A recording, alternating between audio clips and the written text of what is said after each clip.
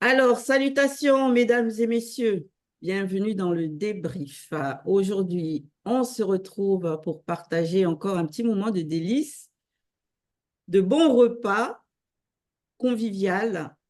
Et c'est sur le thème que Zoul Lassan a traité lors du live de mercredi sur Facebook Live, bien sûr, à 20h. Le titre qu'il a donné à ce live, c'est Jacob et Esau, origine des races. Il s'est basé bien sûr sur la Bible actuelle dans le livre de Genèse, chapitre 25 au verset 25. Donc, pour bien sûr, comme d'habitude, pallier à toute modification, toute mauvaise interprétation et tout plagiat et usurpation par rapport à l'identité des véritables personnages qui sont en jeu dans cette histoire particulière de Jacob et Esau, origine des races, il a bien pris son envol, on va dire ça comme ça parce que c'est toujours un voyage, il a pris son envol à partir des Bibles actuelles classiques, toutes versions confondues, pour pouvoir justement, comme il sait toujours le faire, démontrer d'une manière inattaquable l'hérésie des interprétations de tous ceux qui ont écrit ces Bibles actuelles classiques. Donc, avant de rentrer plus dans le vif du sujet, quel a été votre ressenti sur ce live en général? Je te remercie, Ngegeti. Pour ma part, le live a été très instructif et très puissant.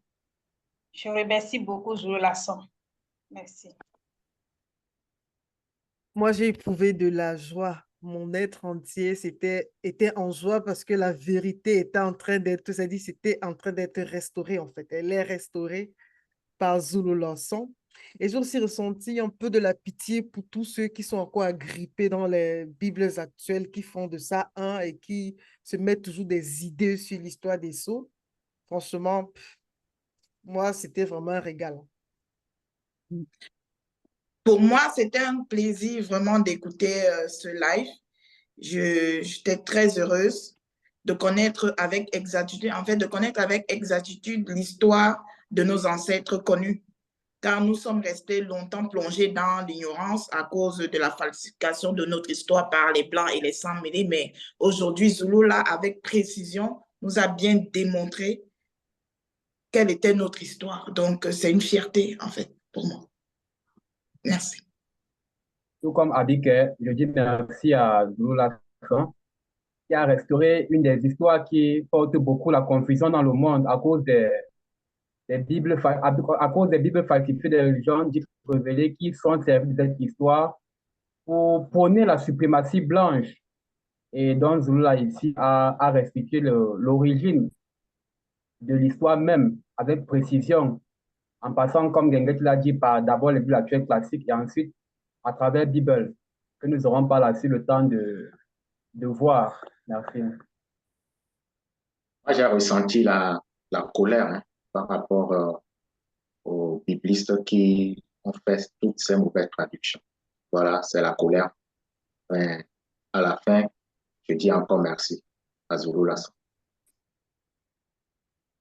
Personnellement, j'ai ressenti le combat parce que c'est vrai que la manière de s'exprimer de Zulu Lassan, qui est une manière pleine de simplicité, il m'arrive des fois de marquer des baisses d'attention et tout le temps, il y a des moments où par le ton et par les informations qu'il donne, là, ça recapte mon attention et ce qui fait qu'à la fin, je m'en sors toujours nourri. Et après, en retravaillant le live, je me rends compte que mon esprit est vraiment nourri d'éléments très, très solides. Donc, je remercie encore une fois Azul Hassan pour ça. D'accord. En plus de ce que vous avez dit, c'était vraiment un plaisir d'écouter encore l'instant et la restauration de la vérité en soi. Et comme tous les autres enseignements, je ressors toujours avec questionnement. On a toujours ce désir de voir connaître. Donc, il y a toujours quand même des points d'interrogation. D'accord, merci à tous. Moi, pour ma part, comme j'ai dit dans la petite introduction du live, c'était grandiose. J'ai vraiment aimé la manière dont il a montré à quel point les Bibles actuelles là étaient c'est basé sur du n'importe quoi, c'est écrit de n'importe quelle manière, sans aucune précision, sans rien. Et c'est d'ailleurs même la première des choses que j'ai relevées. C'est-à-dire, quand il prend Genèse 25, il démontre que, enfin, c'est pas lui, dans cette version-là de Genèse 25, particulièrement la Bible annotée, 1899, on voit dans cette version qu'on nous parle de Ésaü. On nous donne sa description. Mais en ce qui concerne son jumeau, Jacob, on n'en dit absolument rien. Et j'ai lu le reste des versets. Hein. On n'en dit rien. Il n'y a aucune précision sur lui. Et je me suis rendu compte que c'est à cause justement de ce vide-là qu'ils ont laissé dans ce verset 25 en ce qui concerne Jacob. C'est ce qui a été à l'origine de toutes les controverses après par la suite, en ce qui concerne l'origine des races. Parce qu'on connaît l'adage qui dit que la nature est la horreur du vide.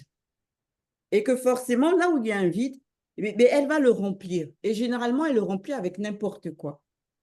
Et c'est dans justement ce n'importe quoi-là que Zul Lassan, lui, il a pris le temps, au nom de la vérité, et par la vérité, et pour la vérité, d'extirper et de restituer les choses telles qu'elles doivent l'être. Et pour commencer justement ce travail de restauration-là qu'il a fait d'une manière encore, mais vraiment remarquable, il l'a introduit en disant, pour connaître l'origine d'une personne, il faut remonter à sa source, à sa genèse, donc à ses parents. Et c'est ce que ces biblistes-là, ils n'ont pas fait. Ils nous ont tout de suite parlé des enfants, ils ont énuméré brièvement les parents, mais ils vont se baser sur un seul des enfants pour dire que, voilà, 2 races, c'est tout. Et après, interprétez comme vous voulez interpréter, comprenez ce que vous voulez comprendre. Mais heureusement, sincèrement, que Zul Lassan s'est manifesté dans cette époque des derniers temps de la fin pour apporter, restaurer cette vérité-là et combler par la vérité tous ces manquements manifestes de ces biblistes-là quand ils ont écrit leur torchon. Donc, la phase 1, il a intitulé Yololo et Ngoka Nyaka, leur appartenance raciale. Donc, la source d'Esau et de Jacob, qui bien sûr sont connus en vérité sous le nom de Benenyo Jita et Yololo. Donc, qui veut partager ce qu'il a retenu en premier? Je te remercie, Ngeketi. Je peux commencer. Et on sait que ces 2 enfants ont pour parents Yololo et Okanyaka, respectivement Isaac et Rebecca dans les Bibles actuelles classiques. Et on sait que Yololo, c'est le 2e fils de Sango. Et Sango, aussi, quand on tient compte de discours ou bien de l'échange que Tchokisabé a eu avec certains sans-mêlés qui se réclament être de la race de Abraham ou de Sango, Tchokisabé a donné la révélation que pour être de la lignée ou de la race de Sango, il faut être noir. Car Sango est noir, comme Tchokisabé aussi est noir. Donc, on voit clairement que ces 2 parents sont issus de la lignée de la race noire, donc de la lignée de Sango. Maintenant, en ce qui concerne Rebecca, le Kayaka, elle aussi, elle est issue de la lignée de Sango parce que son grand-père est de la famille, est le frère, même son grand-père est le frère de Sango. Donc, on voit que les 2 parents sont issus de la lignée de Sango, donc de la descendance de cette race qui devait être tous des Noirs. Donc, on comprend véritablement que les 2 parents de ces enfants sont des Noirs. Merci. Je vais juste apporter une modification, enfin une correction par rapport à ce que j'ai dit. J'ai fait l'amalgame entre le père et le fils. Yololo, c'est le père. Tindi, c'est Jacob. C'est important, on est dans la précision. OK, qui souhaite poursuivre alors? Ce que Abité vient de dire. Cette phase, en fait, moi, par rapport à cette phase, j'ai remarqué que lorsque Kunmane Moula discutait avec ses sans-mêlés, il a précisé une chose très importante que Zulu, là, dans les lives passés, nous a bien précisé. Il a précisé que à ses sans-mêlés que vous auriez la marque, s'ils étaient noirs, comme ils le disent, ils auraient la marque non visible appropriée à l'homme noir. Et nous savons que cette marque, c'est l'ADN spirituel commun aux entités du grand ordre des choses. Donc, le premier homme, lui, il avait ça et Sango aussi avait cette marque-là, ainsi que Kunmane Moula Diop qui savait. Donc, ça a aussi attiré mon attention. Merci. Merci, Martine. Zulu Lassan a encore apporté une précision par rapport à ce qui se passe dans les Bibles actuelles. On nous fait comprendre que Sango il a la notion du fils unique. Sango, c'est celui-là qu'on appelle Abraham. Et en début en introduction, Zulu Lassan nous fait la précision encore, et même c'est Martha de vérité, Kalatambale, Yololo est le deuxième fils de Sango. Et c'est de la même manière que ces personnes qui ont falsifié les Bibles, ils ont falsifié les Bibles de manière aussi à nous extirper la notion du premier et du deuxième et pour nous ramener la notion aussi du fils unique. Donc on voit à quel point, comme Damien a dit, il a ressenti la colère, vraiment la colère et la méchanceté. Mais gloire au Père que Zulu Lassan se soit manifesté pour nous restaurer la vérité. Moi, j'ajouterais juste le point sur la maman de Yololo King. Donc, c'est important. C'est-à-dire que Zulula, il a aussi précisé qu'elle était noire. On sait effectivement qu'elle était, on va dire, la demi-sœur de Sango. Donc, par conséquent, elle était noire. Donc, c'est aussi une précision à ne pas oublier. Ça veut dire que les enfants, ils étaient noirs, les parents de part et d'autres étaient des noirs et les grands-parents, ainsi de suite. Ça, c'est très important. D'où Gokanyaka et Yololo étaient des noirs. Moi, ce que je souhaite aussi apporter comme point qui est extrêmement important, c'est que nous savons, par rapport au temps de nos patriarches et tout, nous savons que l'hybridation et le métissage, c'est quelque chose qui est une abomination. Ça, on le sait. Même dans les Bibles actuelles, c'est marqué l'hybridation. On en parle dans les Bibles actuelles. Maintenant, ce que je n'avais pas reçu arriver à concevoir, c'est comment ces biblistes-là, ils ont pu se dire que, sachant qu'il y a une loi qui est en vigueur contre l'hybridation et le métissage, que des personnages bibliques qui ont une telle importance dans, on va dire, la religion, la spiritualité, vont eux-mêmes être à l'origine de l'hybridation et du métissage. Sachant que dans les Bibles actuelles, on dit bien que Yololo, c'est le fils de la prophétie. C'est le fils d'une prophétie. Mutatedi est venu, on va dire, l'éloge de l'Éternel dans les Bibles classiques, est venu annoncer dans un certain temps que Sarah, qu'on connaît sous le nom de Kiné en vérité, allait donner un garçon à Sango, à Abraham. Donc, ça veut dire que c'est une prophétie qui avait été donnée par rapport à la venue de Yololo. Donc, comment se fait-il qu'on puisse concevoir que de cet homme-là, cet homme qui est le fruit d'une prophétie, va naître deux races distinctes en termes de race au niveau de la catégorie de la peau. Alors que c'est du métissage. C'est aberrant quand même d'amener les gens à concevoir ce genre de principe ou de notion alors que c'est condamné même dans les Bibles classiques.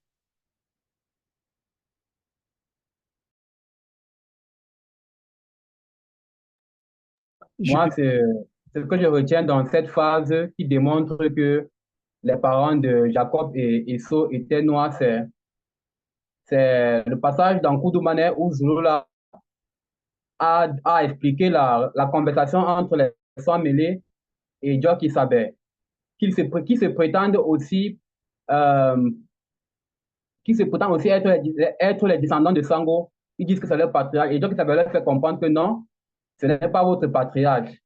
Sinon, vous serez noirs comme lui et moi.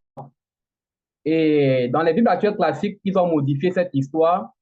Ils ont plutôt raconté autre chose, comme quoi, à la fin, s'il y a bonne mémoire, à la fin, les sangs mêlés lui disent, nous n'avons jamais été esclaves de personne. Et dans les mêmes Bibles actuelles classiques, quand on lit dans Genèse 15-13, Abraham fut plongé dans un profond sommeil et il a écouté une voix qui lui a dit, ta descendance sera esclave dans un pays étranger pendant 400 ans. Et ceux qui écoutent Zulu, là, qui sont accoutumés à l'écouter, savent que cette histoire s'adresse à l'homme noir. Ce qui prouve encore que Jacob et Esau ne pouvaient qu'être des noirs parce que la descendance d'Abraham, selon la prophétie de l'esclavage, sa descendance s'adressait aux noirs. Et quand on regarde même les preuves historiques, le seul peuple qui a fait exactement comme la prophétie, c'est le peuple noir. 400 ans d'esclavage. Donc, c'est tout à fait clair et normal que la descendance de Sango, Abraham, soit noir. Donc, Jacob et Esau ne pouvaient qu'être noirs. Merci. Je vais continuer dans le même esprit que tu l'as fait, Ngengeti, en développant un peu. Donc, je vais juste citer deux versets des Bibles classiques. Donc, dans Genèse 1,24, Dieu dit que la terre produise des êtres vivants selon leurs espèces. Le bétail, les animaux qui se déplacent sur le sol et les animaux sauvages, chacun selon son espèce. Et dans Deutéronome 23,3, le métis, alors on sait que le métis, c'est le produit de l'union entre deux races différentes, n'entrera pas dans l'assemblée de l'Éternel. Donc on comprend que Dieu, il n'aime pas les mélanges, il aime plutôt l'ordre. Et au temps de Sango, c'est-à-dire connu sous le nom d'Abraham, on ne rigolait pas avec le divin. Donc Sango n'a pas pu choisir, enfin il n'a pu choisir que des femmes qui étaient de sa propre race, comme que ce soit Kiné, Sarah ou voilà Agar. Donc leurs fils respectifs, forcément, Yololo, Isaac et Senga, Ismaël, étaient forcément de la même race. Et les fils d'Isaac, Jacob et Esau et d'Ismaël aussi, forcément de la même race. Donc maintenant, sachant que la race noire était la première manifestée sur la Terre, hein, maintenant tout le monde est d'accord, il n'y a plus de débat là-dessus. Afrique, berceau de l'humanité, tous ces patriarches-là étaient noirs, c'est QFD. Et ce que font les religieux à vouloir s'accaparer chacun une race dans la race, ça s'appelle de l'intégrationnisme en fait. Ils veulent faire de l'intégrationnisme racial, chacun en tirant une part. C'est clair, Nicolas. D'autant plus que, scientifiquement parlant aussi, ce qu'ils prétendent là, ce qu'ils mettent devant, que c'est deux races, genre la race blanche et la race noire, c'est pas possible. Une seule femme ne peut pas mettre au monde deux personnes, deux enfants qui sont de races différentes. C'est scientifiquement impossible, d'une manière naturelle, bien sûr. Une femme qui est noire ne peut pas mettre au monde un bébé blanc et en même temps un bébé noir. C'est juste une aberration de penser ça. Ça, aujourd'hui, on peut le voir dans le cadre, par exemple, on va parler des fécondations in vitro. Mais dans ce cas-là, on sait très bien qu'il y a une mère porteuse et qu'il y a eu une fécondation d'ovules à l'extérieur. Donc, ces ovules-là, ça peut être ovules d'une maman noire et puis d'un papa blanc, ou peu importe la race. Mais c'est dans ce seul cas uniquement qu'on peut voir une femme mettre au monde des enfants de races différentes. C'est dans le cadre d'une manipulation in vitro. Mais naturellement, c'est pas possible. Donc, on se pose des questions, mais ils avaient quel niveau d'intellect ces biblistes-là pour écrire ce genre de choses? Donc, du coup, avec ce que vous venez de dire et avec ce que Zoulassan a pu démontrer par rapport à cette première phase-là, on peut se poser la question si, en vérité, on peut vraiment parler de race. Bien sûr, race, dans la définition et le sens que nous, on le conçoit selon les Bibles, selon les différents dictionnaires. Et de ce fait, il est passé à la phase 2. La phase 2, il a intitulé ça « Intercession et Ngoka Nyaka devient enceinte ». Parce que c'est là où tout a commencé. Donc, qui veut prendre la parole en premier par rapport à cette phase? Merci, Ngengi.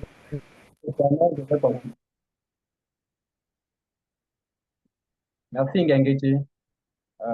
Je vais commencer pour cette deuxième phase. Moi, à chaque fois que je pénètre par la grâce de Tété, ce genre de passage, en fait, ce qui me marque, c'est de voir à quel point, dans les temps jadis, d'autrefois, comme on dit l'origine, à l'origine, les patriarches étaient tellement connectés au spirituel. C'était incroyable.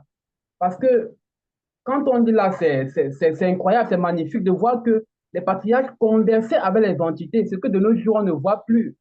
On ne voit plus. Ça a carrément disparu parce que on est dans la chute de la chute de la chute. Or, ici, les patriarches, nos patriarches, à chaque fois qu'ils avaient un souci, qu'ils avaient un problème, ils faisaient appel à Mouta Teddy, l'entité. Et c'est ce qu'on voit encore ici, où Yololo a intercédé auprès de Mouta Teddy pour sa femme qui était stérile. C'est une communication consciente, vivante. C'est pas comme les sensations dans les églises de où les gens disent je sens, Non, ici, on voit que c'est réel. Ils causent avec l'entité. Et franchement, c'est magnifique. On a vraiment perdu beaucoup de choses dans notre époque actuelle. Et j'espère qu'on pourra revenir, vu que le deuxième est là. Magnifique. C'est clair. Et de nos jours, c'est à qui on se tourne? On se tourne vers les sirènes des eaux. On va aller se tourner vers les invocations occultes diverses et variées. On va aller voir des marabouts, des gangas, et pratiquer des rites occultes bizarres. C'est vraiment terrible, comme tu dis, Père, hein, c'est terrible. Dans la continuité de ce que Yves a dit, la précision, comme Zolassan nous apporte toujours. Donc, c'était bien mentionné que Yololo a supplié Sango. Et on sait que Mouta Tedi, autant pour moi, Yololo a supplié Mouta Tedi, sachant que Mouta Tedi, c'est l'entité qui guide et qui introduit ses initiés, et qu'à cette époque, nous savons que le papa, son verbe ne parle pas directement à une personne, donc les entités étaient aussi là pour le verbe, le papa, son verbe parle à travers les entités. Ce n'est pas mentionné à un moment donné que Yololo a prié Mouta Tedi ou bien a adoré Mouta Tedi. Rien, ce n'est pas mentionné du tout. Par contre, dans les Bibles actuelles, le premier commandement qu'ils ont, là où ils disent que tu adoreras seul et tu aimeras plus, ils ont quoi là, tu adoreras seul et n'aimeras plus que tout. Là, ils parlent de Dieu. Comme tellement ils ont des versions un peu différentes mais semblables. Mais dans les assemblées, on voit des personnes qui passent leur temps à dire je fais la prière à Saint-Michel Archange, à Saint-Michel, à Gabriel, à Sainte-Mère Teresa. Ils adorent non seulement ils adorent déjà une créature, et en plus de ça, ils ne respectent même pas ce qui est écrit dans leur propre vie, le premier commandement. Donc, on voit encore à quel point, quand Zolassan nous présente les Écritures, il y a une telle précision et une telle clarté à l'intérieur. Merci Zolassan, merci d'être là pour nous. Nous continuons. C'est Martine qui a parlé en premier, Abigail. Nous remarquons que cette matriarche qui était élevée spirituellement, lorsqu'elle est devenue enceinte, elle devait mettre au monde. Mais il y a quelque chose qui m'a encore interpellée et Zolassan nous l'a toujours bien précisé, c'est que lorsqu'un enfant spécial vient dans le monde, lorsqu'un visiteur comme ça vient dans le monde, cette naissance est toujours assistée par les entités spécifiques, c'est-à-dire l'entité en charge des naissances et l'entité en charge de l'introduction dans le visible. Donc, quand ces entités-là sont là, c'est quoi? C'est que les enfants-là, en fait, ces entités devaient protéger ces enfants-là, devaient protéger le lien mystérieux qui en est afin que le monde occulte ne puisse pas perturber cela. Donc, Zolassan nous a bien révélé ça en profondeur et c'est là où on voit à quel niveau est, quand on est vraiment initié, on voit à quel niveau tout est vraiment précisé et tout est en ordre. Donc, c'est ce que j'ai compris. Merci. Merci, Charlène. Oui, et la prière a été exaucée, l'intervention de Yololo. l'intercession de Yolola a été exaucée. Et ici, sa femme Yokanyaka devient enceinte d'un jumeau. Et là, elle attendait 2 enfants. Et on voit qu'à un moment donné, cette femme qui est assise très spirituellement, comme Chalène vient de le dire, elle a constaté qu'il y a un combat qui s'est délivré dans son ventre par rapport à ces 2 enfants qu'elle attendait. Et du coup, qu'est-ce qu'elle a fait? Elle sait bien que l'enfant, pour avoir l'enfant, son mari a intervenu, a intercédé auprès de Mouta Tedi. Et là également, elle-même, elle est fait partie vers Mouta Tedi pour pouvoir consulter et savoir ce qui se passe par rapport à ces 2 enfants. Donc, c'est très important. Merci. Oui, je vais intervenir par rapport à la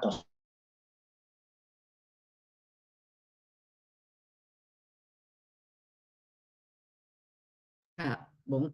Je vais peut-être prendre la relève en attendant qu'il se reconnecte. Loris voulait poursuivre. Ah, vas-y alors, Loris. Ouais. Oui, pour continuer dans ce que tu disais, Abike, c'est que nous savons que Gokanyaka, femme initiée, elle a été initiée par rapport à c'est quoi la grossesse, comment ça se passe, le processus tout au long. Mais elle, vu que dans son ventre, il y avait tellement d'agitation, elle dit, bon, moi j'étais initiée par rapport à la grossesse et je sais que ça se passe comme ça. L'agitation est normale, mais ça, c'est trop intense. Et puis, elle a aussi vu que les 2 enfants qu'elle portait en elle, ils livraient un combat. Ce combat l'a troublée, ça l'a fait entrer dans un état second. Et ensuite, elle se retourne, ça dit que ça l'a fait sombrer dans des questions. S'il en est ainsi, à quoi bon être enceinte? Pour une femme qui était stérile, une femme qui était stérile et qui longtemps a cherché à concevoir, et quand tu conçois et que tu parviens à dire cette phrase ou te poser cette question, que à quoi bon? C'est à cela qu'on comprend encore que Zulula, les enseignements qu'il donne, c'est la précision. C'est-à-dire, c'est une femme initiée. Et il y a, je crois, dans des sommes, c'est dit à quoi bon avoir des enfants s'ils ne suivent pas le verbe? Autant qu'à faire être stérile. Mais elle est ce qu'elle vivait, elle dit, c'est pas normal, j'ai pas encore vu ça quelque part. Et c'est ça, c'est-à-dire, c'est tous ces questionnements-là que, waouh, pour moi, c'était juste époustouflant pour le simple fait qu'elle s'est posé ça, bien qu'elle était stérile et qu'elle a cherché cela.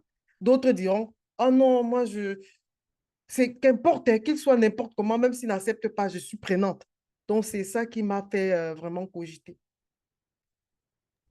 Oui, ce qui m'a touché, c'est aussi la notion de stérilité. Ça revient souvent dans la Bible, la stérilité. Et ça implique quoi, la stérilité? Ça implique des paternités ou des maternités tardives. Et l'homme et la femme, spirituels ou pas, même encore aujourd'hui, ils vivent mal le fait d'avancer en âge et de voir leur projet tarder à se concrétiser. Et c'était le cas pour Yololo, qui se sentira forcé d'intercéder pour que sa femme puisse enfin lui donner un enfant, un fils.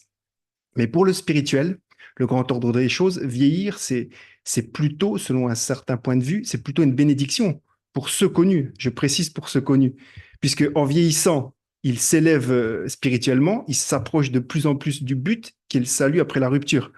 Donc on peut comprendre que le spirituel préférera un vieux père initié qui ne commet plus d'erreurs devant son jeune fils à un jeune père initié qui va commettre erreur sur erreur devant son fils. Donc c'était un encouragement à faire pour tous celles et ceux qui se veulent spirituels et à vieillir dans la joie et la bonne humeur sans s'impatienter face au temps long, ce qui est un rude combat, je l'admets.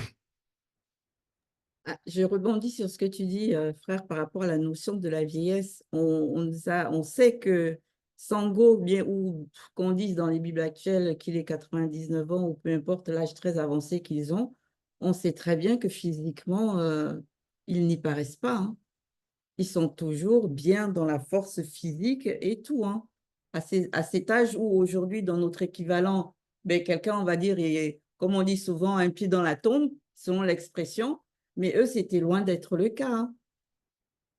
Pour ces initiés-là, la vieillesse n'avait pas d'effet sur eux, comme nous, on le conçoit aujourd'hui, en fait. Ça, c'est aussi un point très crucial qu'il faut qu'on se rappelle, quoi. C'est le vieux de l'âge très avancé de leur époque des initiés à l'âge très avancé de maintenant, bah, c'est des opposés, hein. On voit, hein, physiquement parlant, quel effet ça sur le corps physique, quoi. Mais bon, ça, c'était une parenthèse. Moi, je vais poursuivre avec l'avancée de Loris par rapport au fait qu'elle était stérile et que malgré cela, elle s'est aussi questionnée par rapport à son état actuel qui aurait dû normalement être, je ne sais pas, elle devait être normalement comblée, mais comblée à un niveau mais pas du tout. Qu'elle se pose cette question-là. C'est vrai que pour nous, en étant femme, on se dit, mais attends, tu as cherché aussi longtemps et puis tout d'un coup, tu remets même en question, tu dis, tu préfères même que cela ne soit pas. Tu dis, mais ça veut dire que véritablement, elle avait perçu quelque chose, Ngokanyaka, qui était loin d'être anodin, quoi. Et c'est dans cela que par rapport à Zoula qui nous a dit qu'elle avait justement eu les yeux spirituels ouverts et qu'elle a pu voir elle-même sur les 3 dimensions l'état de conscience de ses enfants et en quoi ils étaient réellement opposés. Elle, en étant mère, elle a déjà capté ça parce elle était justement connectée au spirituel. Mais elle n'avait pas la réponse du pourquoi, justement. Quand bien même on sait que Mout, ce n'est pas la première à être enceinte de jumeaux. Certainement, certaines personnes se sont dit, mais c'est normal qu'elle se pose cette question. C'est peut-être la première à avoir des jumeaux, les autres ont eu des grossesses normales. Mais non, Mouto aussi a mis au monde des jumeaux. On sait que Ponguissé est venu avec sa jumelle. Mundiwe est venu aussi avec sa jumelle. Et donc, ça veut dire que ce n'était pas un fait qui était étranger. Mais elle, là, seulement, ce combat-là devait réellement avoir une portée au niveau du spirituel, non seulement, mais aussi au niveau du fait que l'impact qu'ils vont laisser dans le visible, qu'elle, la mère, en premier, a capté ça. Ça prouve à quel point il y a un lien particulier entre une mère et son enfant dans le ventre. Et c'est encore plus fort quand la mère elle est initiée, quand il s'agit des initiés.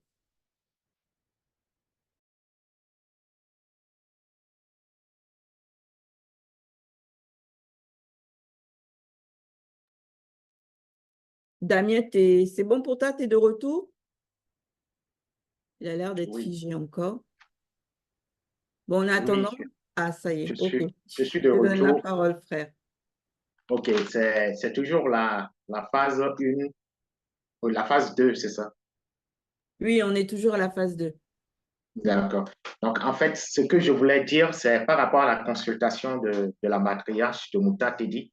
Donc, je disais que, en fait, c'est réservé aux initiés, à ceux qui sont avancés et spirituellement. Zulu Lassan l'a déjà révélé, parce que ceux-là ne peuvent pas être, disons, ils ne peuvent pas être trompés par les entités occultes. Donc, et par rapport à ceux-là qui suivent Zulu Lassan et qui veulent marcher dans la vérité, il nous a enseigné aussi que nous devons prier l'Oba seul par son verbe. Et c'est très important. Donc, il ne faudrait pas que on dise, bon, la matriarche a consulté Mouta Tedi et que nous-mêmes, on ira, n'est-ce pas, pour consulter Mouta Tedi. On n'est pas encore arrivé à cet état de conscience. Donc, la deuxième chose, et vous l'avez déjà tous souligné, hein, c'est en fait l'esprit de discernement de la matriarche. L'esprit de discernement, parce que c'est spirituellement qu'elle a su le combat. Donc, ça, elle était vraiment connectée. Elle était vraiment connectée. Donc, je vais m'arrêter là. D'accord. Et aussi dans cette phase-là, on comprend l'importance de la prière consciente. Et non seulement la prière consciente, mais aussi de pouvoir manifester la patience. Parce que chaque chose vient au temps connu du grand ordre des choses, pas à notre temps, à nous, pas en fonction de nos besoins ou de nos attentes. C'est vraiment quand le moment est connu, quand le temps est prêt pour ceux du visible à ce que leur prière soit exaucée, que si c'est agréé, ce sera exaucé. et pas autrement. Et ça, moi, ça m'a fait un peu penser à l'histoire des parents, justement, de Yololo par rapport à Sango et à Kinyé, bon, Sarah et Abraham dans les Bibles classiques. Parce que Sarah aussi a connu la stérilité. Ils ont eu la prophétie, ils ont eu l'annonce d'une grossesse à venir du garçon qu'ils devront appeler Yololo. Mais on sait que Sarah, elle n'a pas cru. Elle a rigolé quand ça a été annoncé.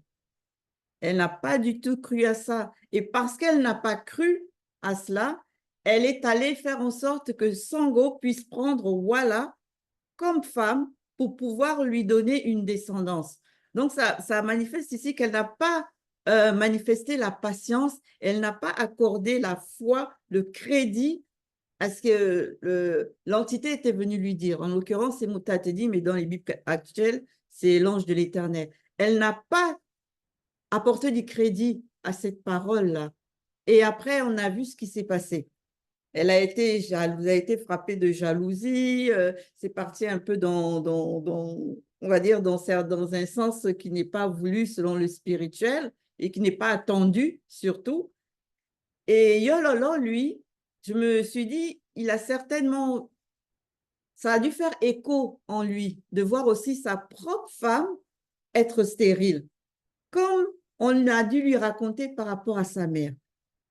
Et c'est en cela que je me dis que quand il est allé dans la prière, là, quand il a supplié Mutatedi, là, c'est que vraiment ces trois êtres étaient tellement en accord par rapport à ça que forcément la prière a été agréée favorablement. Forcément. Et ça, c'est juste un état de conscience que nous aussi, on doit prendre conscience de ça. Souvent, on veut des choses. On les veut tellement fort. Mais ce n'est pas le temps qui est prévu pour qu'on ait ces choses-là. Et donc, il faut qu'on sache par moments manifester la patience et persévérer dans la prière, plutôt que de courir derrière les gangas, les marabouts et autre chose que l'on sait que la grande majorité des gens, quand ça ne vient pas à leur temps, là, ils courent derrière ça. Donc, de ce fait, on poursuit toujours par rapport à Jacob et Esau, origine des races. Zula est parti dans la phase 3. Dans la phase 3, il nous a donné la révélation sur la nature des deux enfants. Donc, qu'est-ce qui se cache véritablement derrière la mauvaise interprétation de la Bible actuelle quand elle parle de races distinctes qui sont dans le ventre de Rebecca? Qui est-ce qui veut prendre la parole pour cette phase? Merci, Gengeti. Merci, Gengeti. Pour cette phase 3, Zulu Lassan nous a révélé que les deux enfants qui étaient là, en fait, qu'est-ce qui les distinguait? C'était deux forces spirituelles complètement opposées. Et c'était deux êtres distincts. Et distincts par rapport à quoi? C'était par rapport à leur choix. Donc maintenant, on va se poser la question, mais les enfants qui sont dans le ventre, ils sont encore là dans le ventre. Est-ce qu'ils ont le libre arbitre pour pouvoir faire un choix? C'est là où Zulu Lassan nous révèle encore dans ce live que, enfin, ces enfants étaient déjà connectés en fait. Ils étaient déjà connectés. Dans quel sens? En fait, c'est que ils pouvaient, est-ce que ces enfants-là raisonnaient déjà? Ici, on comprend que ces enfants étaient déjà avancés. Pourquoi? Parce que l'esprit était déjà à l'intérieur de leur corps. Et cet esprit était déjà connecté parce qu'il nous a fait comprendre qu'à 6 mois, l'esprit entre déjà dans le corps de l'enfant. Donc, Zulu Lassan nous a bien précisé que c'était deux forces spirituelles complètement opposées. Donc, voilà, c'est ce que j'ai compris d'abord sur cette phase. Merci, Charlène. Oui, je vais aller au niveau de la source de la révélation. Au niveau de la source de la révélation.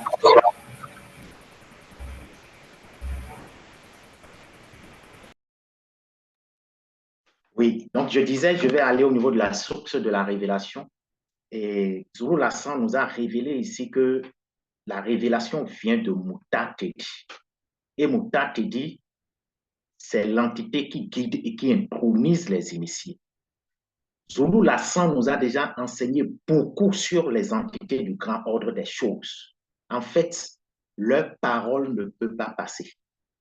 Leur parole ne pourra pas être truquée. Et là, on comprend que, en fait, ce que les biblistes vont écrire, les interprétations des autres, ça ne pourra pas tenir. Et on sait aussi que derrière, n'est-ce pas, les révélations des entités, il y a toujours les deux manifestés avant la non-existence, dont Zulu Lassan. Donc, en fait, c'est l'époque, cette époque, ils ne peuvent pas agir toujours dans le mensonge. Donc, voilà ce que je voulais dire.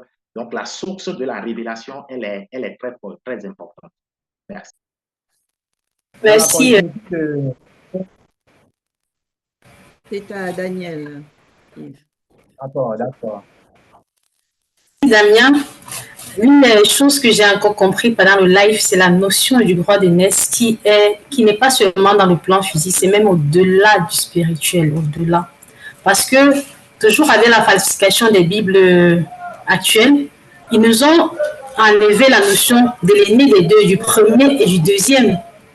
Quand Zulu Lassan était en train de présenter l'enseignement, il a parlé du profane par rapport à Benigno Dita, comme on a dit, deux forces qui s'opposaient. On a dit Benigno Dita, pour un mec, il a vendu son droit de naissance.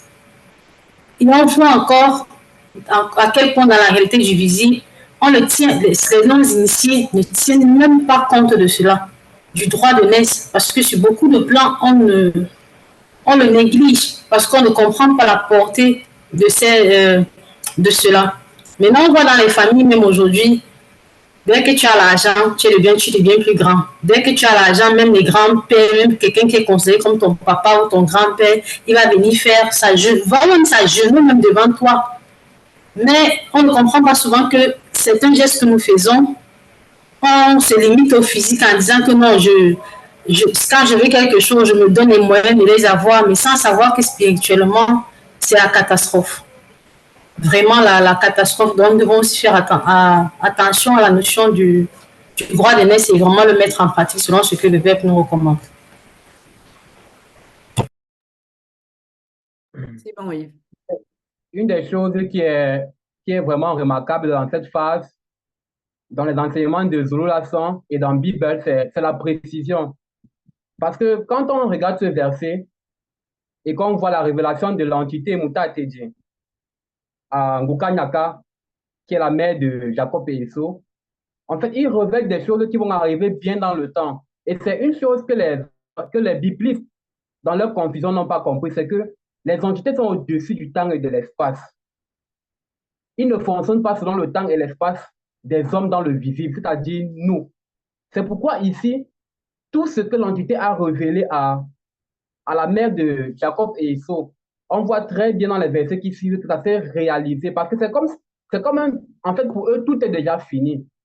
C'est comme si quelqu'un a vu un film et toi, tu n'as pas encore vu le film et il te raconte le film. Il va te dire avec exactitude comment le film va se dérouler jusqu'à la fin. Et c'est vraiment un truc que les biblistes n'ont pas pénétré parce qu'ils ne connaissent rien de la spiritualité. Ils n'ont pas cette révélation. Ils disent Dieu est venu sur la terre. Mais comment Dieu vient sur la terre? Tel ange est venu sur la terre. Comment? À quel temps? C'est le passé, c'est le présent, c'est le futur. Il ne précise rien. Or, ici, Bible, c'est la précision. On dit l'entité révèle. C'est une révélation. Donc, c'est déjà passé pour lui. Il raconte. Franchement, c'est magnifique. Bible, c'est la précision. C'est incroyable.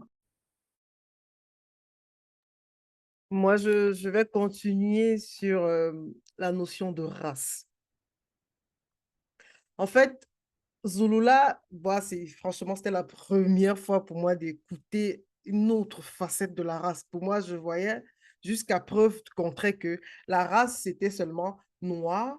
Bon, si tel est noir, il est différent du blanc ou du sang mêlé, ou encore on dit la race animale et tout.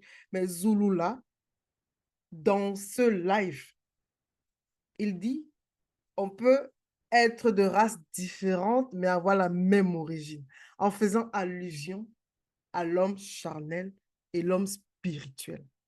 Et il a détaillé en précisant le comportement d'Esau par rapport au fait que de par sa nature, il était charnel. Et ensuite, Jacob, lui, était spirituel. Bien qu'ils ont la même origine, bien qu'ils ont des parents initiés, bien qu'eux-mêmes à leur tour, ils sont initiés. C'est-à-dire que la notion de race, pour moi, a pris une toute autre ampleur. C'était tout simplement, j'ai rien à dire parce que franchement, pour moi, c'était c'était une première. C'était tout simplement clair et net. Je poursuis, je rebondis sur toi, ce que tu as dit, Loris. Moi, c'était pareil. Je suis restée bouche bée. C'était aussi la première fois qu'on me faisait concevoir de cette manière-là la notion de race. Et ça, j'ai dû relire. Hein. Quand il disait ça, je dis, attends. Je vais aller relire ce verset 34 là pour mieux pénétrer ce qu'il est en train de nous dire là. Et c'est quand j'ai relu, j'étais là, je dis, bon, attends. Il dit bien dans le verset 34, et Moutatedi, de origine bien sûr donc de Bebotedi, Kalatambalé, et Moutatedi, l'entité, donna cette révélation à Ngokanyaka et dit, il y a deux forces complètes, spirituelles déjà, on dit bien spirituelles, complètement opposées dans ton ventre. Deux êtres distincts par leur choix qui naîtront de toi. Je dis, attends, comment c'est possible? Comment est-ce possible? J'ai dit ça comme je dis, mais attendez, là, il y a un truc que je ne comprends pas là. Comment ça peut être possible que ça va être deux êtres spirituels, deux forces, deux puissances spirituelles, mais qui sont complètement opposées. Et c'est quand il a développé, en parlant justement de l'homme spirituel, l'homme animal, par rapport à un qui va choisir quand il va naître de marcher selon l'esprit et l'autre qui va plutôt suivre son instinct animal, donc comme un pécheur. Je dis, mince alors. Et il dit quoi là? Donc ça veut dire que on peut être homme, mais en même temps se distinguer de cette manière-là par la race. Non, mais je suis restée, waouh, justement dit, alors là, ça, bientôt, on va entendre ça aussi, bientôt sur les réseaux, ça va se verser comme ça, là, parce ils aiment bien copier, mais ils n'aiment jamais citer leurs sources. J'ai dit, bientôt, on va comprendre ces Zoulous-là qui a dit ça là dans ce live-là, mais bientôt, ça va se reprendre, et ils vont commencer à parler de la race par rapport à l'homme spirituel et par rapport à l'homme animal ou l'homme charnel. Mais c'est juste remarquable. Hein. Je ne sais pas si on peut prendre conscience de ça. J'ai dit, mais mince alors. Deux natures opposées, non pas deux races physiques opposées. Mais c'est vraiment la nature de l'homme qui détermine aussi son appartenance par rapport à la race, mais sur le plan spirituel, par rapport à son esprit. Waouh! C'était juste chapeau pour ma part. Oui, merci Gengeti. Pour continuer dans cette lancée, c'est là qu'on comprend un peu le langage qu'emploie Zoulassan. C'est un langage spirituel qu'on ne peut retrouver nulle part ailleurs dans cette réalité du visible. Et pour ce faire, il faut véritablement être connecté. Parce qu'ici, il s'agit de la sagesse qui émane du grand ordre des choses. Et c'est pourquoi même ceux-là qui vont l'écouter, s'ils ne font pas beaucoup attention, ils ne pourront pas concevoir ou bien percevoir ce qu'il est en train de dire. Et certains, dans les délires, ils vont voir peut-être l'horreur ou la contradiction, alors que ce sont eux-mêmes l'horreur et la contradiction en question. Parce que Zoulassan sait de quoi il parle. Et quand il dit quelque chose, il sait de quoi il s'agit. Il suffit simplement soit de poser la bonne question pour recevoir des bonnes réponses ou tout simplement d'aller réécouter et réécouter ces enseignements. C'est très important. Merci. Je vais poursuivre. Donc, Ngo Kanyaka va connaître une grossesse difficile, hein, comme expliquait Loris, qui va l'amener à intercéder auprès du Mutatedi, qui va lui révéler, comme vous l'avez tous dit, qu'il y a deux forces opposées. J'apporterai juste la précision, deux forces opposées par leur choix dans sa matrice. Et on sait, grâce à Zulu Lassan, qu'à 6 mois, le fœtus reçoit l'esprit. Et on sait aussi qu'à cette époque reculée, les hommes et les femmes avaient plus de substance spirituelle, ils étaient plus avancés. Ça veut dire qu'on pouvait être spirituel dès 6 mois passés dans le ventre de sa mère. Et c'était le cas pour Benenujita et Tindi. Et être spirituel, ça veut dire quoi? Ça veut dire être connecté au grand ordre des choses, qui est au-delà du temps, qui contient le temps. Ça veut dire être capable, si ce n'est de voir le futur, comme les prophètes, sentir le futur et ressentir ce qui va arriver, sans pour autant pouvoir l'empêcher. Et empêcher quoi? En l'occurrence, l'abandon de son droit d'aînesse, hein, pour Benigno Gita, et par son libre arbitre. Et c'est une faute grave spirituelle. Et en commettant cette faute, Benigno Gita se trouve être la victime de lui-même, au profit de l'autre, Tindi. Et Là, tu entames sur les prochaines phases. On est encore à la phase 3. et c'est en fait, ça manifeste le combat tridimensionnel et aussi physiquement douloureux pour Gokanyaka.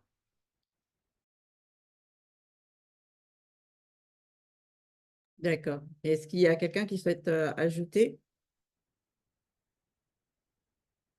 sur cette phase 3? On avait perdu Yves, qui est de retour. Yves, tu souhaites ajouter quelque chose sur la troisième phase? Ouais, il y a eu un souci de réseau, désolé. Oui, une des choses qui m'a aussi marqué dans cette troisième phase et aussi la deuxième phase, c'est franchement la place que on donne à la femme dans la spiritualité, que Bible donne à la femme. Parce que dans les Bibles actuelles classiques, on a comme méprisé les femmes.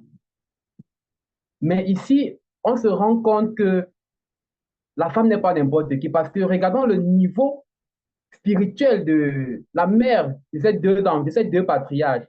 Elle communique avec Muta Tedjin, qui est l'entité qui guide et intronise les initiés. Et ce n'est pas n'importe quelle entité.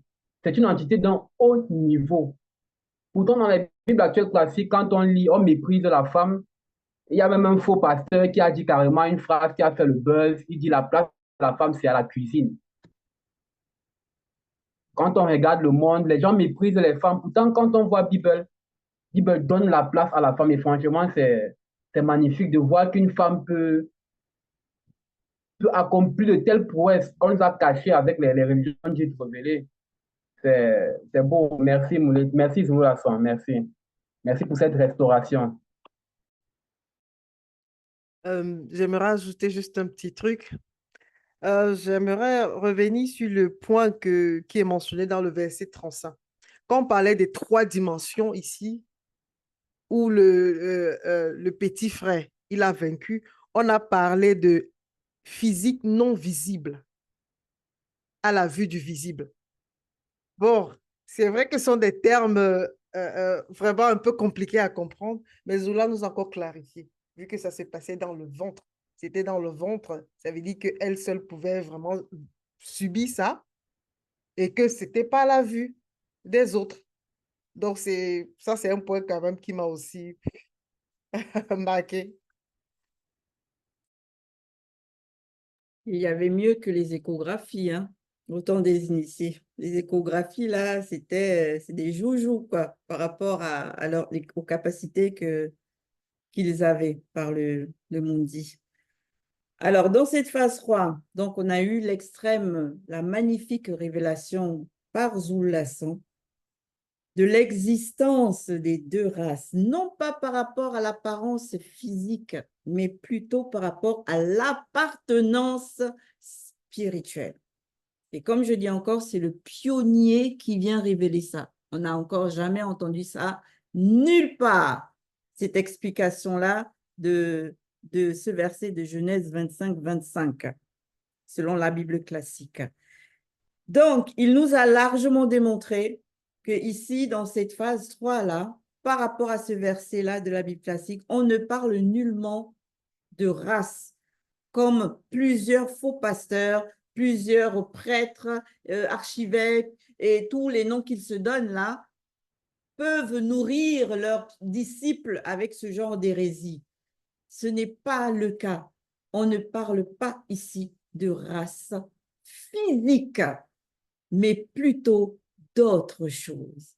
Maintenant qu'il nous a mis l'éclaircissement sur ce qu'il en est réellement par rapport à cette interprétation-là de ce verset précis, il va maintenant nous amener sur quelle était réellement l'appartenance physique, cette fois-ci, de ceux connus selon les Bibles actuelles sous le nom de Jacob et de Ésaü, et nous que l'on sait sous le nom de Tindi et de Benigno-Jita. Donc, c'est la phase 4, la race des jumeaux, qui souhaite prendre la parole en premier. Oui, Gengeti, dans la phase 4, ici, quand Gokanyaka a mis au monde ses 2 enfants, le premier qui est sorti, c'était un garçon noir, mais ce garçon avait quoi? Les cheveux roux. Ses cheveux étaient roux, donc il était velu et c'était de couleur roux. En fait, Zulula nous précise que c'était les poils, c'était les cheveux, mais ce n'était pas la peau. Parce que les biblistes, eux, dans leur tête, comme ils avaient cette intention de tout blanchir l'histoire de l'homme noir, eux, ils ont dit que bon, c'est un blanc. Alors, Zulula ici nous relate que ce n'est que ces poils qui étaient roux. Et ces poils étaient roux comme quoi? Comme l'agneau. Parce que Zulula encore s'est référé dans le passé au temps de Moto. Parce que qu'est-ce qui avait aussi les poils roux? On comprend que c'était l'agneau que Abel, le deuxième fils de Moto, qui s'appelle, eux, ils ont falsifié, ils ont dit Abel, mais son vrai nom, c'est Mundiwe. Au moment où il a tué cet agneau avait les poils roux. Donc, pour l'instant, je m'arrête là. C'est ce que j'ai compris. Dans cette phase, ce qu'on remarque, c'est que avec la spiritualité, il n'y a pas de coïncidence ni de hasard. Chaque chose a une signification. C'est ce qu'on appelle des gestes prophétiques. Ben Nyondita, nommé Eso dans les Bibles actuelles classiques, on dit qu'il est né, c'était un garçon noir, un jeune garçon noir aux cheveux roux. On fait bien la distinction. Ce sont ses cheveux et ses poils qui étaient roux. Et on le compare au premier agneau qui a été tué par Modiwe. Beaucoup ne le savent pas parce que les gens le cachent, vu qu'ils ne précisent rien, vu qu'ils ne connaissent rien. Ici, c'est précisé que le premier agneau que Modiwe avait tué était roux. En fait, la naissance de Ben Nyandita symbolisait aussi quelqu'un qui sera sacrifié comme le premier agneau à sacrifier. Et c'est ce que Zulula a expliqué durant le live. Parce que le sacrifice n'est pas forcément qu'on va tuer quelqu'un comme Mudiwa a tué l'animal. Non, il a sacrifié son droit d'aînesse.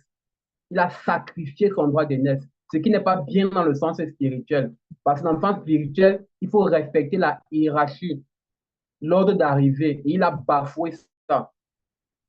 Et comme on voit par la suite, il y a eu une perturbation au cou quand il est né. Les animaux ont senti une frayeur, ils ont été perturbés parce que les animaux, ils étaient connectés au spirituel à cette époque. Donc, ils ont su ce qui était arrivé au temps de Modiwe et ils ont ressenti cette même chose parce que, comme on va le voir par la suite, Ben Nyota était un chasseur qui chassait les animaux. Il tuait donc. Il n'y a pas de coïncidence dans la spiritualité. Tout a une signification. Il faut juste connaître la vérité. Moi, cette phase, personnellement, je l'ai trouvée assez lourde, mais en sens et dans le sens aussi de la compréhension. Il fallait véritablement être assisté pour pouvoir rentrer dans les profondeurs et suivre Zulula là où il venait nous amener, quoi, au-delà juste des premières phrases qu'il a eu à dire. Il y avait tellement de révélations, en fait. La phase, elle était pas longue, hein, elle était courte, mais elle était remplie. Donc, à un moment donné, moi, j'avoue que j'ai été comme comme surchargée d'informations. Et il fallait que je fasse une pause pour pouvoir, OK, on va reprendre les choses doucement, doucement, une chose à la fois. Là, dans cette phase, moi, ça m'a permis de comprendre le pourquoi quand il a parlé des deux forces de puissance distinctes et spirituelles qui sont complètement opposées, pourquoi Benigno Gita, il a été considéré comme l'homme animal. Au-delà même du fait qu'il va, on va dire, vendre son droit d'aînesse pour de la nourriture. Là, j'ai compris par rapport au droit d'aînesse, là, justement, que le droit d'aînesse, on sait que c'est une loi, c'est quelque chose de sacré. Et Benigno Gita, lui, il va simplifier ce sacré-là du droit d'aînesse. Et c'est en cela qu'il est devenu profane. C'est en cela qu'il a été considéré par le grand ordre des choses comme quelqu'un qui on va dire, ne tient pas compte ou ne respecte pas le côté sacré des lois de la spiritualité. Là, j'ai compris ça dans cette phase 4. Là. J'ai dit, en fait, ça va plus loin que juste une histoire de manger un plat et de vendre son droit d'aînesse. Le droit d'aînesse n'avait pas capté Benigno Gita, que c'est sacré et on ne touche pas au sacré. Dans le spirituel, on ne touche pas à ce qui est sacré. Et lui, il l'a fait. Il l'a fait comme ça. C'est ce que j'avais à dire pour l'instant. Oui, merci, Ngengeti. Oui, et quelque chose a attiré mon attention, c'est par rapport à la description des deux. C'est par rapport à la description des deux. Quand et le premier, Benigno Gita, était venu, c'est écrit un jeune garçon noir aux cheveux courts. Mais il y a une précision au niveau de Tindi. C'est un beau garçon noir. C'est un beau garçon. Non pas que, en fait, Benigno Gita n'était pas aussi beau physiquement, on ne va pas dire comme ça. Mais comme Ngengeti l'a souligné tout à l'heure, en fait, ce qu'il va manifester après ne relève pas de la beauté spirituelle. En fait, ça ne vient pas du grand ordre des choses. Donc, et déjà, c'est-à-dire, même par rapport déjà à la description, on commence par donner, n'est-ce pas, ce signal-là. Parce que Zulu Lassan nous a déjà initié aussi par rapport à la beauté. Donc, la beauté, c'est aussi, en fait, c'est d'abord spirituel. C'est d'abord spirituel. Donc, j'ai fait cette remarque et je sais que, comme Zulu Lassan le dit toujours, le hasard, ça n'existe pas. Donc, voilà ce que je voulais dire. Juste pour continuer sur ce que tu dis, Damien, c'est pour ça que Zululay l'a encore précisé lors du live que le poil roux, ou bien les cheveux roux qu'il avait, c'était simplement le résultat de sa rébellion. Donc, c'est pour ça justement qu'il avait les cheveux roux. C'est pas anodin, c'est pas, voilà, c'est pas quelque chose de comme ça. Ça dit que tout a une signification et une précision. C'est ce que je voulais ajouter. Alors, c'est bien parce que je vais tenter de répondre à ce que tu dis parce que c'est le produit de la rébellion. Ces poils roux, cette abondance de poils roux est le produit de la rébellion, comme tu le dis. Donc, Zula, sans dans le live, il révèle que donc, cette abondance de poils, cette couleur rousse, c'est, comme je le comprends, une répercussion de la victimisation de l'agneau aux poils roux de manière physique en la personne de Benigno Gita. Car il explique, Mudiwai, donc Abel, comme vous l'avez dit, avait fait de cet agneau une victime lorsqu'il l'a tué en manifestant ainsi le premier meurtre, le tout premier meurtre de l'histoire de la création. Et répercussions physiques, par quel procédé? Donc, ce que j'ai vu et ce que je partage, c'est que, comme je le disais pour les hommes et les femmes de cette époque reculée, tous les animaux du début de l'après-chute étaient très avancés spirituellement. Ils étaient connectés entre eux au grand ordre des choses et au futur. Donc, le sentiment d'insignifiance, d'abaissement et de rupture ressenti par les animaux, c'est ce que décrit Zulasan, au moment de la naissance de Mudiwai et longtemps après sera aussi ressenti à la naissance de Benenojita. Et c'est ce sentiment animal, il sera capté spirituellement par Benenojita dès 6 mois passés dans le ventre de sa mère. Et aussi, tout le poids de la faute qu'il allait commettre. Donc, le poids de la victimisation qu'il allait connaître, c'est-à-dire victime de lui-même, victime de son choix et victime aussi de ses hautes facultés spirituelles. En fait, il a endossé l'apparence du premier agneau, par l'abondance et la couleur de ses poils, c'est-à-dire que ça a frappé son esprit et ça a frappé son métabolisme cellulaire. Merci, Nicolas. Pour continuer dans l'origine de cet animal dont Mudiwai a tué. Zulasan avait déjà révélé que, au départ, les animaux étaient des bateaux, c'est-à-dire les hommes. Donc, à cette époque-là, quiconque tue un animal, mais commet un assassinat, tout simplement. Parce que les animaux de cette époque n'ont rien à voir avec les animaux de cette époque. Donc, c'est en cela qu'il a précisé que Mudiwai a tué et quand il a tué, il a commis un assassinat. Et cela, c'est très clair. C'est un langage qui peut aussi empêcher d'autres, qui peut embrouiller d'autres, alors que la révélation, elle est claire. Donc, c'est quelque chose qui m'a beaucoup marqué par rapport à ce phénomène-là, par rapport à cette situation de l'assassinat. Merci. En plus de ce que vous avez dit, il a été mentionné que durant le live de Zulasan, que les animaux avaient une certaine connexion dans le sens spirituel. Et certes, il y a eu la chute, mais on retrouve encore ça de nos jours sur certains animaux. Parfois, lorsqu'il y a des phénomènes qui vont se manifester dans la nature, on le comprend vite avec les attitudes des animaux.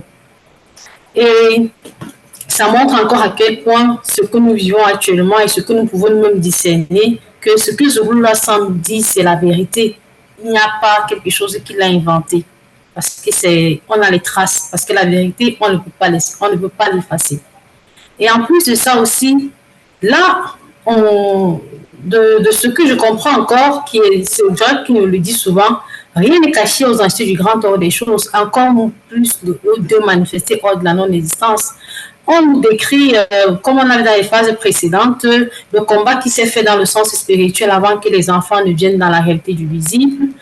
Et par la suite, on comprend par le comportement de Benenojita ou de Tindi pourquoi est-ce que depuis le spirituel, il y a eu ce choix de force opposée et on le relate.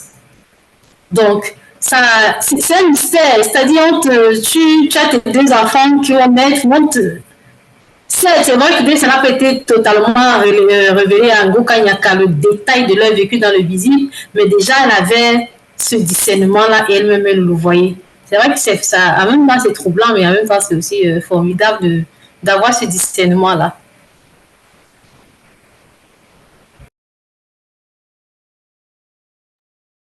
Moi, le point qui m'a aussi beaucoup questionné, c'est par rapport à la victimisation de Benenojita. Je me suis beaucoup interrogée là-dessus. Je me suis dit, mais bon, ok. On sait qu'il a à l'origine lui-même de ce qu'il a subi. Mais malgré cela, on sait aussi, parce qu'il nous l'a révélé, Zulasan, que ça a un rapport avec l'agneau au poil roux qui a été sacrifié par Mudiwai. Et après, il a à un moment donné même laissé entrevoir l'état de conscience de cet agneau-là quand il a dit est-ce que l'agneau, lui, il avait fait quelque chose forcément pour qu'on puisse le sacrifier comme ça, le tuer comme ça. Ça, je me suis dit, bon, c'est vrai que l'agneau a certainement dû ressentir un sentiment d'injustice quand il s'est vu passer sous cet acte-là. Que certainement, il devait se dire, mais qu'est-ce qu'il a fait pour mériter de subir ce qu'il a subi par la suite? Et dans le sens de la victimisation, je me suis dit, bah, on sait très bien que Benigno Gita, lui aussi, à un moment donné, il a crié à l'injustice, quelque part, parce que quand il a compris qu'il n'allait pas pouvoir recevoir la bénédiction complète de son père en tant qu'aîné, parce que justement, il a eu à ouvrir cette porte-là par rapport au, on va dire, au plat et au droit d'aînesse. Je me suis dit, ah, est-ce qu'on devrait comprendre la victimisation là, dans ce sens-là, que en fait, Benigno Gita, il a été à un moment donné à la place de l'agneau, mais dans le sens où ils ont subi une forme d'injustice. Que lui, il s'est dit que c'est une injustice, mais lui, on sait qu'il est à l'origine de ça. Alors que Mundiwe, on sait que c'est parce qu'il a été inspiré par le Mundima Bobé qui l'a poussé à faire ce genre d'acte-là. Je me suis dit peut-être que c'est une manière de le faire prendre conscience que, tu vois, tu es informé de cette histoire-là et pourtant tu es devenu un fervent chasseur.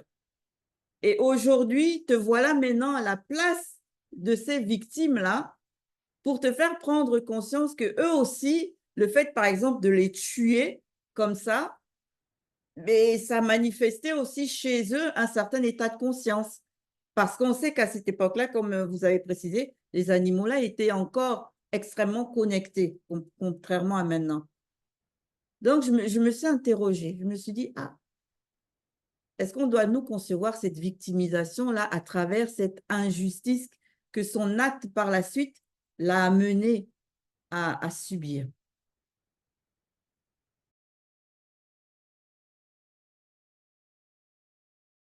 Tu souhaites poursuivre, Nicolas?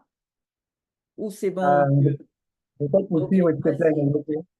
OK. Un passage qui m'a encore marqué dans cette phase 4, c'est le verset 43 de Béboté dit, origine.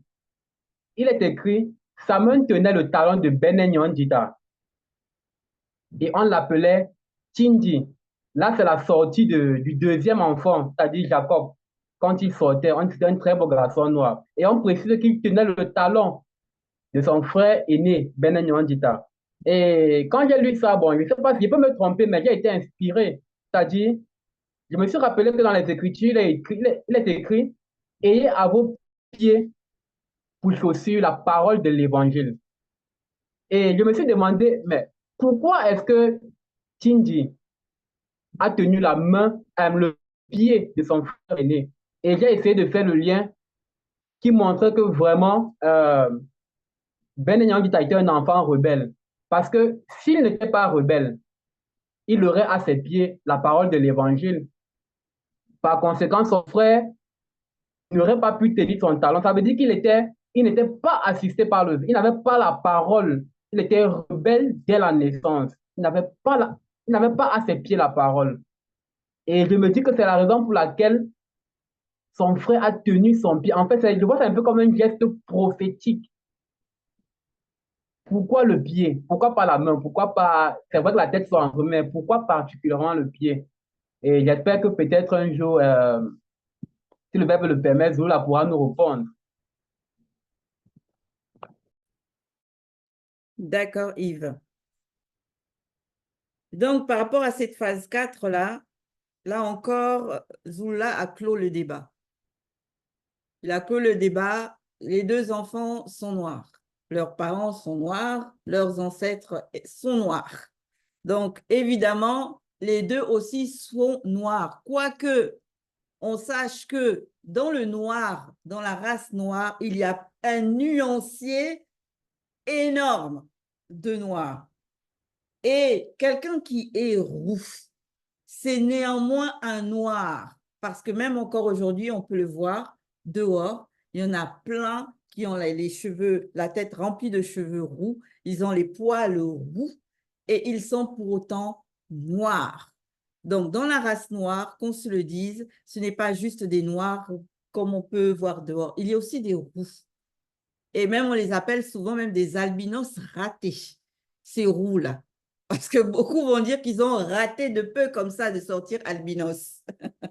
Donc, c'est pour ça qu'on les appelle souvent roux. Maintenant, en parlant du roux, il y a aussi un amalgame mais vraiment, il y a beaucoup de débats qui se sont aussi faits par rapport à Esso, le fait d'être roux, et Édom, et les Édomites. Et là encore, Zoula a tenu de mettre aussi, comme on dit, les points sur les i et les barres sur les t par rapport à ces genres de débats-là. Et du coup, il nous a amenés sur la phase 5. Et dans la phase 5, il a intitulé « Qui est Édom ?» Donc, qui souhaite prendre la parole? Merci, Ngengeti. C'est, comme j'ai dit dans mon ressenti, j'ai eu des points d'interrogation. Quand on a le nom de naissance quand Bukaneka a donné naissance à ses enfants, le premier c'était, on a donné son nom Benenyodita. Après, il est mentionné qu'il avait déjà ouvert la porte et le fait qu'il ait ouvert la porte et qu'il ait consommé la soupe, parce que c'est on a dit qu'une fois qu'il a ouvert la porte, il a porté le nom de Djola. Et je me suis donc posé la question. À la naissance, on a vu que Benenyodita, ça c'est les poilus. Mais le fait d'avoir ouvert la porte dont on parle ici, c'est le fait d'avoir demandé, si j'ai bien compris, d'avoir demandé à son frère de lui donner le potage qui était encore bien spécifié, le potage roux. Et je me suis donc posé la question. Tindi, c'était une personne issue des parents initiés, donc forcément, Tindi ne pouvait pas se mettre à préparer une nourriture qui est vouée à l'interdite. Mais est-ce que c'est le fait que Benenyodita ait consommé la soupe qui était roux?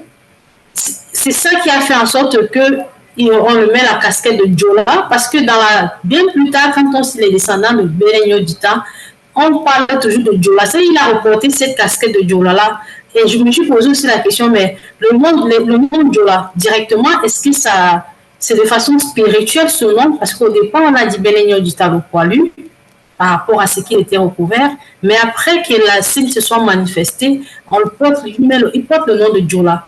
Bon, après, à ce niveau-là, vraiment, c'est pas clair dans mes pensées. Bien que Zoula a mentionné que pour des choses spirituelles, il faut bien un langage spirituel. Ça, je le connais. Mais là, je suis ressortie de là avec un mystère. Il y a beaucoup de points d'interrogation. Oui, merci pour poursuivre dans ce que Daniel vient de dire. Au fait, le nom Djola qu'il a reçu, cela c'est suite à la circonstance qui s'est manifestée. Parce que un jour, je vais lire dans le verset 49 de Botedi 26. Un jour que Tindi préparait un potage, Benenyodita revient de la chasse, très fatigué, et lui dit, « Je n'en peux plus. Laisse-moi vite avaler de ce potage roux. » Et Zulu Lassan, par la suite, nous a donné la révélation, toujours dans le verset 50, ici. C'est pourquoi on l'a surnommé Djola, c'est-à-dire le roux. Donc, il a reçu ce nom par rapport à ce potage roux. Merci. Moi, ce que j'ai compris, c'est qu'il en avait déjà l'apparence par rapport à ses poils qui étaient roux. Et là, c'est comme si c'était une nouvelle naissance, mais dans le charnel, qu'il est devenu complètement charnel à cet instant précis-là par son choix. Parce qu'on nous a toujours révélé dans les Écritures que l'homme spirituel l'homme ne vivra pas de pain seulement. Mais là, Benenyodita, il a vraiment prioritarisé le fait, on va dire son désir charnel, sa faim. Il a mis sa faim au-dessus de absolument tout, au point où, pour un peu de potage, pour un peu de roux, il a renoncé à son droit d'aînesse. Et c'est là où j'ai vu qu'en fait, c'est à ce moment-là aussi que là, vraiment, on rentre réellement aussi dans la compréhension du pourquoi il est considéré comme l'homme charnel. Ça, c'est la deuxième circonstance, le deuxième indice qui nous permet de mieux pénétrer pourquoi Benenyodita, on l'a considéré ainsi. Parce que moi, j'avoue que je ne savais pas. Je connaissais que la partie du repas, mais par Zulasan, j'ai pu pénétrer véritablement le fait qu'il est privilégié de satisfaire un besoin charnel parce qu'il avait faim. Alors que normalement, en tant qu'enfant initié ou né d'initié, il aurait pu supporter la faim. Il aurait pu attendre, faire son plat à lui, si jamais son frère, on sait qu'il faisait un peu, on va dire, son petit truc. Il aurait pu lui dire, bon, c'est pas grave, je vais faire mon plat à moi. Il prend le temps de préparer et il mange. Mais là, non, là, il a carrément dit, je veux manger. C'est venu dans sa tête, la priorité, c'était manger à tout prix. À tout prix. Donc là encore, il ne respecte pas les conditions spirituelles ni les lois spirituelles en agissant ainsi. Et c'est là où il a ouvert la porte. C'est là où réellement, on va dire qu'il a porté cet habit-là, cette nature-là d'homme animal. Oui, je vais continuer. En fait, la porte était tellement grande que même cela a impacté la descendance de Benin Yondita. Parce que même ses descendants, on les appelait, n'est-ce pas, des Chola. Donc, ça veut dire que réellement, l'acte que le patriarche posait, ce n'était, en fait, on va voir que c'est anodin si on n'est pas éclairé, mais ça avait une portée spirituelle. Ça avait une portée spirituelle. Et certes, on sait que le patriarche, lui, il est déjà sauvé parce qu'il n'est pas mort dans son péché, mais c'est un enseignement déjà pour nous. C'est un enseignement de prendre au sérieux chaque parole, chaque geste que nous faisons, surtout que nous sommes déjà, pour ceux-là qui sont déjà dans la marche de la sanctification. En fait, c'est très important. Donc, c'est cela, en fait, c'est cet enseignement-là que j'ai reçu par rapport à ce qui s'est passé avec le patriarche Benin Yondita. On doit faire très attention avec la parole, avec les gestes que nous faisons. Ne jamais négliger le spirituel. C'est très important. Donc, je vais m'arrêter là d'abord. D'accord. Et vu le temps imparti, on va terminer avec le frère qui va prendre ou la sœur qui va décider de prendre la parole. Je veux bien. Ah, ça, faut voir avec Yves parce que c'est Yves qui a parlé en premier. Bah, s'il a parlé en premier, qui parle. Merci, merci. Dans la continuité de ce que le frère Damien a dit, moi je retiens deux choses dans cette phase. C'est que premièrement, comme Damien l'a dit, il faut faire attention à nos actes parce que nos actes ont des répercussions sur notre ADN. Nous avons vu le live sur le lien mystérieux, le code génétique et tout. Il y a même une conférence de briefing dessus. En fait, tout reste dans l'ADN, dans le code génétique et ça se transmet de génération en génération. C'est pourquoi il faut vraiment être à fond dans sa sanctification et dans sa vie intègre pour que sa descendance aussi soit à l'abri de certaines circonstances manifestées par les démons de circonstances. Ça, c'est une chose.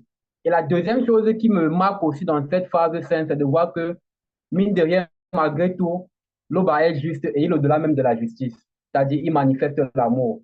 Parce que malgré le fait que Benin Yondita a été rebelle et qu'il ait vendu son droit d'aînesse, une chose qui est très grave dans un plan spirituel, parce qu'en spiritualité, on respecte le droit d'aînesse. Mine de rien, quand même, le Verbe lui a donné une petite bénédiction. Parce que quand on regarde dans le verset, dans le chapitre 37 de Béboté dit, on voit qu'il a eu une très belle descendance. On précise bien qu'ils ont été des chefs, des puissants chefs, rois et guerriers sortis de lui. Et ils ont livré beaucoup de batailles, de combats occultes. Ils ont régné. Ça veut dire que mine de rien, quand même, il a eu une bénédiction. Malgré sa rébellion, sa faute et sa désobéissance et tout, il a quand même eu une bénédiction.